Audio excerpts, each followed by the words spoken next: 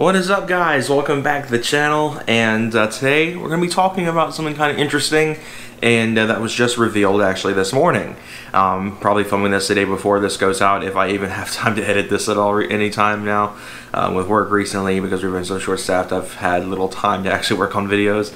Like the most recent video you guys saw, which I actually just uploaded yesterday when I'm filming this, I filmed that like almost a week in advance. You know, it wasn't exactly a week, it was more like 4 days, but still. Anyway, let's get into the topic of today's video, which is behind me, the new Ford Maverick. So I feel like being a Ford truck based channel, in a loose extent, I feel like that talking about this truck, especially this truck, would be kind of important to the channel, because it is technically in a lot of ways the successor to what the Sport Trac was. A small truck that was meant to be kind of like a city driver vehicle that had the capability of a truck when necessary. In fact, the Maverick even shares the same bed size at 4.5 feet.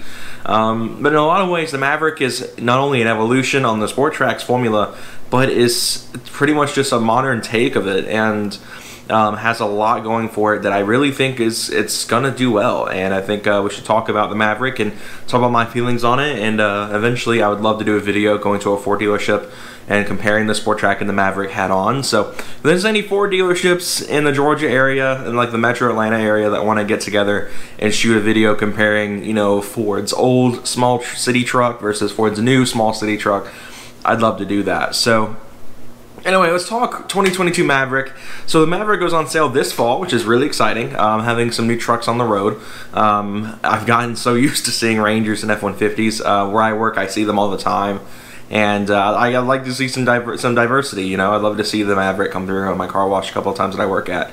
But the Maverick, so standard 2.5 liter engine, no power numbers at all on this. But Doug Demir pointed this out in the video he uploaded this morning on the Maverick, that it goes up to 180 kilowatts, which translates to about 240 horsepower. So there's a lot of speculation with that metric that this engine will produce about 240 horsepower, which will put it right on par with the 2.0 EcoBoost engine that is optional in this truck. It's a hybrid powertrain, so it gets about 40 miles per gallon is what they're shooting for, as well as it has. The only thing I don't like with this truck is it uses a CVT on the base hybrid models, which is just in my opinion, like, Ford should know better. They've seen how other companies have handled their CVTs, and I feel like Ford should have known better to do this. I feel like they did for simplicity and efficiency reasons. That's one thing CVTs are good at, is being efficient.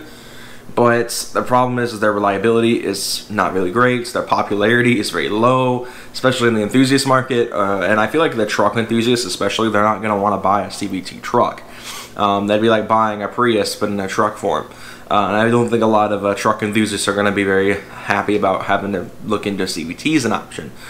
Which I feel like is going to boost the sales with the 2.0, because the 2.0 is the only way you can get a normal torque converter transmission on these trucks. So that's like the only thing I can really knock them for on the base hybrid, is that the fact that it uses a CVT. I really don't like CVTs in general either, so just seeing it being an option on a truck is kind of strange. The Maverick also comes standard with front-wheel drive, but is available with all-wheel drive if you have the 2-liter turbo. The 2.5, of course, is a completely new engine. I've never seen this 2.5 before, so I fully expected it to be like the Bronco Sport and the Escape, or the Edge. I think it's the Escape they're based on, where we would have seen the little 3-cylinder engine come back in. I believe that's a 1.5. So I fully expected to see that 3-cylinder make an appearance on this car, on this old truck, but unfortunately we're not seeing that. We're getting the 2.5. Which might be better for its purpose. It might be better as a hybrid powertrain, but it looks like that theoretical numbers based on the gauge of 180 kilowatts is going to be around 240 horsepower combined for the hybrid powertrain, meaning that the 2.5 itself probably does not make 240, but combined with the electric motors of the hybrid system, it probably will make around 240. So we'll have to wait and see. That's pretty okay numbers, actually. That's still higher than the Sport Trac's V6 was, you know, almost, you know, 15 years prior. Almost 20, oh goodness gracious, it's almost been 20 years since the Sport Trac was out. Gosh, I'm getting old. At least mine specifically. It's been 20 years since I debuted, but, you know, mine specifically is 2003. But anyway, so let's talk about, you know, the rest of the truck. What else is available? So if you jump up to the XLT and the Lariat, you can actually get the 2-liter turbo motor, which was popularized with the Focus ST, the older Ford Escape, and is still up to use today in the Escape, as well as the Bronco Sport. This engine is very popular. It's one of the 2 descendants of the Mazda Speed 3's motor. And it's really exciting to see that engine continue its success after the Focus ST. And I'm really excited to see this motor in the trucks because it allows for a lot of tuning potential. People like me who don't like to keep things stock and like to actually modify vehicles. The 2.0 makes sense for enthusiasts because it's a tried and true platform that enthusiasts know very well. It's a very popular platform in the hot hatch world. And it's great. I'm honestly really excited to see that engine is being used. I figured it would. I figured if they were going to use a 4-cylinder turbo for this one, it would probably have been the 2.0 instead of the 2.3. And I knew for sure we probably weren't going to get the 2.7 EcoBoost V6 in there, which I'm fine with. I prefer 4-cylinder turbos anyway, so I think this works out great. The 2.0 is going to be a great engine for that truck, and it's going to allow for a lot of enthusiasts to really get a mixture between what the Focus ST was and still have a small truck. And this is where I'll get into in a minute comparing it to the Sport Trac. It is available with front-wheel drive and all-wheel drive with a 2-liter, which is great. So for those who want that simplicity of front-wheel drive, nothing to worry about, dealing with transfer cases and extra weight, the front-wheel drive model will be available. But I believe if you want the towing package, which will get you to a 4,000-pound towing capacity, which is fantastic for a truck that small, you're going to have to opt for the all-wheel drive, I believe. Which honestly, I'll talk about my spec if I were to get one in a minute, but like honestly, it just seems like a no-brainer to have if you're going to be towing at all, is to have that towing package. The hybrid powertrain I know is a lot lower in terms of towing capacity than the 2-liter, but I would definitely say if you're looking to tow, I mean either of them aren't going to be able to tow that much weight. You're not going to be getting the same towing capacity that you get like the 5.0, the 3.5 EcoBoost F-150s, or for the even stuff like the 3-liter turbo V6s and like the Explorer ST. You're probably not going to get that towing capacity, and you're definitely not going to be getting even close to the towing capacities of like a 6.7 power stroke or anything like that. So if you're wanting like an extreme towing capacity, you should not be looking at the Maverick or even the Ranger for that matter. You should be jumping straight to the F-150, but Maverick is going to be able to pull around a little bit of stuff. I mean, 4,000 pound towing capacity is really good for a truck its size. I mean, I don't even think the Sport Trac could pull that much when it was new, nor the original Rangers with the 4-liter. So I mean, I feel like that's going to be a bit of a selling point for a lot of enthusiasts for towing, is it's going to be able to tow some light stuff. Of course, in the trailer, the reveal trailer, they had it towing a camper, which is really cool. Granted, I've seen some crazy stuff with campers around here. We've seen Volvos, like little Volvo 4-doors, and some Mustangs even pull campers around here. But it's really cool to see like a tiny truck pulling a camper. It's like such a cool thing to me. That's something that I would love to do. So yeah, that's kind of a basic gist of the Maverick. It's going to start under 20 grand, which is really cool. I love that segment, that like under 20 grand entry level-ish kind of cars and trucks. So to have a truck in that range, because that's always been something I was wondering about, is why trucks weren't so cheap anymore. 10-15 years ago, trucks were fairly cheap, and except for the Sport Trac, because I looked it up and they're actually really expensive brand new. But the older Rangers and stuff were fairly expensive brand new, and are fairly cheap brand new.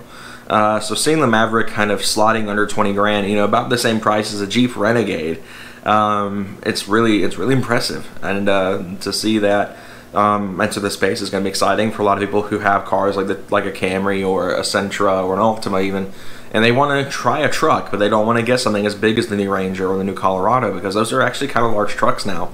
Especially don't want anything as big as an F-150. They want something that's still kind of small that they can drive around the city, but they want a truck. So this is going to fill that market very well, and it's going to have a monopoly in the market until Chevy and Dodge respond, which Dodge probably won't do because they still haven't, caught up with the Ranger and the Colorado yet. I wouldn't be surprised if they never even put that out, a new midsize.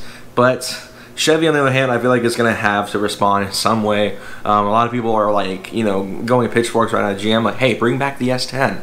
So we might see that. I don't know. I would love to see Chevy come back full force in this little compact truck market against the Maverick. But for now, the Maverick's got a monopoly on its hands, and I think it's going to do pretty well. So yeah, that's my opinions on the Maverick. I feel like it's going to sell really well, especially to people who live in cities. Being from the Atlanta area myself, I know how congested Atlanta can get. So I expect to see a lot of them out in Atlanta more than out here. I feel like a lot of people out where I live in the middle of the sticks in redneck country. So I mean, I'm going to see a lot of like full-size trucks here. They pretty much, if you drive a Tacoma or a Ridgeline even out here, you're really hated. So I mean, we're going to see a lot of like these Mavericks in more metropolitan city areas, stuff like Atlanta, Los Angeles, Chicago, Detroit.